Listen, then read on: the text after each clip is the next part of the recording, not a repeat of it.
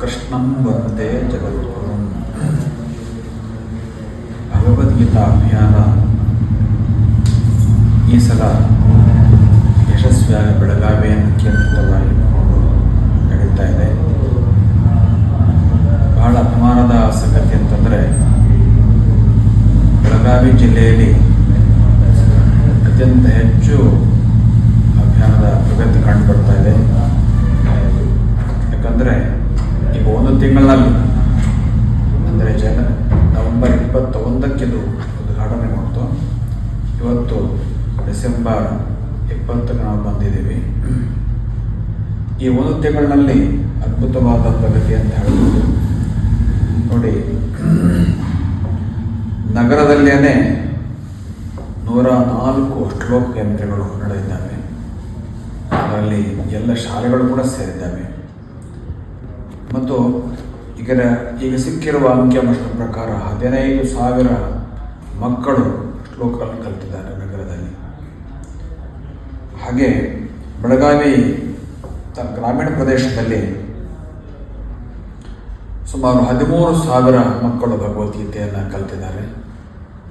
ಬೆಳಗಾವಿ ಜಿಲ್ಲೆ ಅಭಿಯಾನದ ಒಂದು ವಿಶೇಷ ಅಂದರೆ, ನಗರವನ್ನು ಮಾತ್ರ ಇಟ್ಕೊಳ್ಳದೆ ತಾಲೂಕನ್ನು ಕೂಡ ಇಲ್ಲಿ ಗಮನದಲ್ಲಿ ಇಟ್ಕೊಂಡಿದ್ದಾರೆ.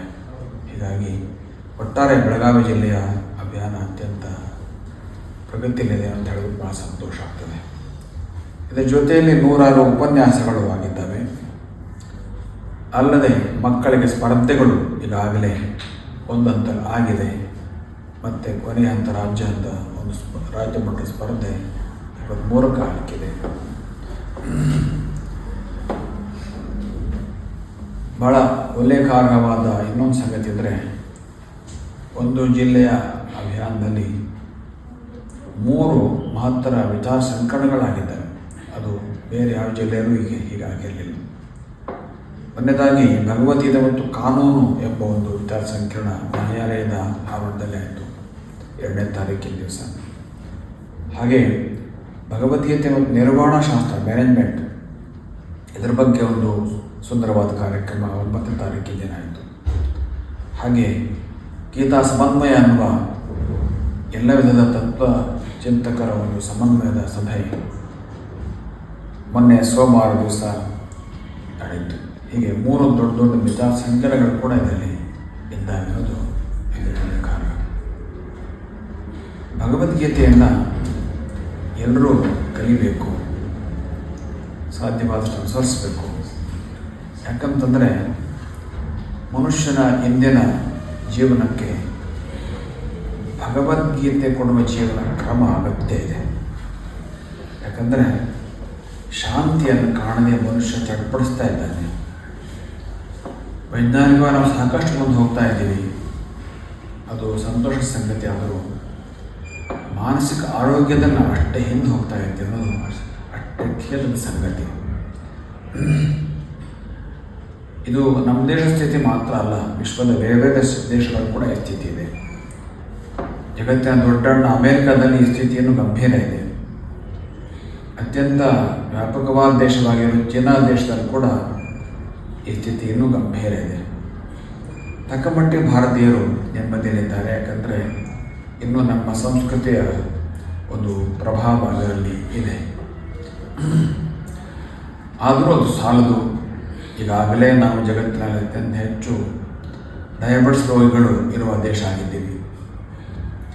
ಹೃದಯದ ಆಘಾತ, ವಯೋಮಾನದ ಇಳಿಮುಖ ನಮ್ಮ ದೇಶದಲ್ಲಿ ಅತ್ಯಂತ ತೀವ್ರ ಆಗಿದೆ.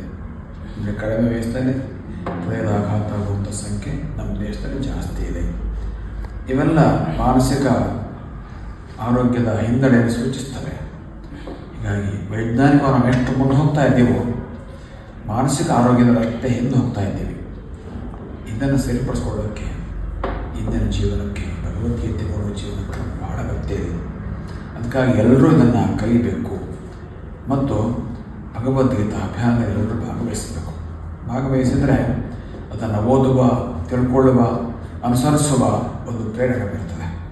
23ನೇ ತಾರೀಕಿನ ದಿವಸ ಮಧ್ಯಾಹ್ನೋತ್ತರ ಲಿಂಗರಾಜ್ ಕಾಲೇಜು ಮೈದಾನದಲ್ಲಿ ವಿಸ್ತಾರವಾದ ಸಭೆ ಏರ್ಪಟ್ಟಿದೆ.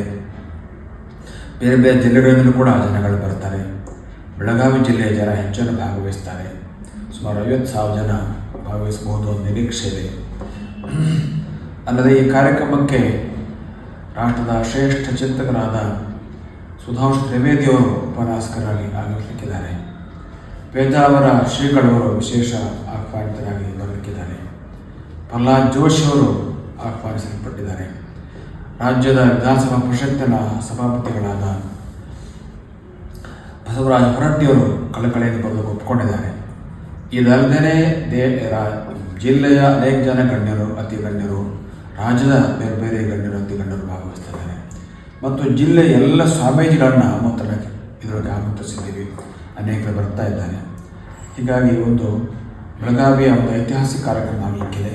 ಅದರಿಂದ ಈ ಕಾರ್ಯಕ್ರಮವನ್ನು ಯಾರು ತಪ್ಪಿಸ್ಕೊಳ್ಬೇಡಿ, ವರ್ಷವಾಗಿ ಬನ್ನಿ, ಭಾಗವಹಿಸಿರಿ. ಮಧ್ಯಾಹ್ನ 4 ಗಂಟೆಯಿಂದ ಸಾಯಂಕಾಲ 7 ಗಂಟೆ ತನಕ ಇರ್ತಾರೆ. ಎಲ್ಲರಿಗೂ ಈ ಕಾರ್ಯಕ್ರಮಕ್ಕೆ ಸ್ವಾಗತ. ಲೋಕಾಃ ಸಮಸ್ತಾಃ ಸುಖಿನೋ ಭವಂತು. ಹರಿ ಓಂ.